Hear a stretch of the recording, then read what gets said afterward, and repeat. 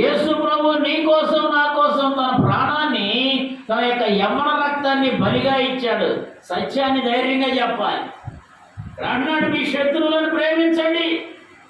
కానీ ప్రేమించే గుణం ఒక యేసు ప్రభు తప్ప నువ్వు నేను కూడా చెప్తాం, కానీ బోలేసారి మనం కూడా చేయలేము. ఆ పని చెప్పడానికి మాత్రం బోలేదు ఉన్నాయి. ఏమండి, చెప్పడానికే ఉన్నాయి, నీతి సూత్రాలు అవలంబించడానికి కాదంటారు, చూసారా? కానీ ఈ ప్రజలు వింట మట్టుకు విందులు కానీ గ్రహింపరు, చూచుట మట్టుకు చూతురు కానీ కాననే వారి హృదయము క్రొవ్వినది అంటాడు వ్యాకరణం. కోళ్ళని కార్యాలు చూస్తూ ఉంటాం సంఘాల్లో కూడా మనం.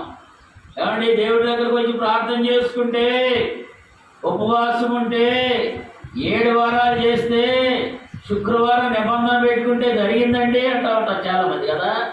అలా జరిగిన తర్వాత మానేసేవాడు బోళంతమైంది అంటారు.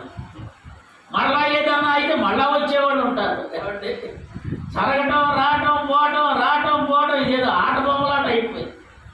ఒకసారి దేవుని నమ్మిన తర్వాత కష్టమైన, బాధ అయినా, ఇరుకైనా, ఇబ్బంది అయినా దేవుని కొరకు నమ్మకంగా నిలబడాలి. అల్లే చెప్పు గట్టిగా, నీ శత్రువులను ప్రేమించండి. బైబిల్ మొత్తం చెప్తున్న ఒకే ఒక వాక్యం 2 విధాలుగా చెప్పచ్చు. ఏమిటాయా అంటే, దేవుణ్ణి ప్రేమించాలి, నిన్ను వలె నీ పొరుగు వారిని.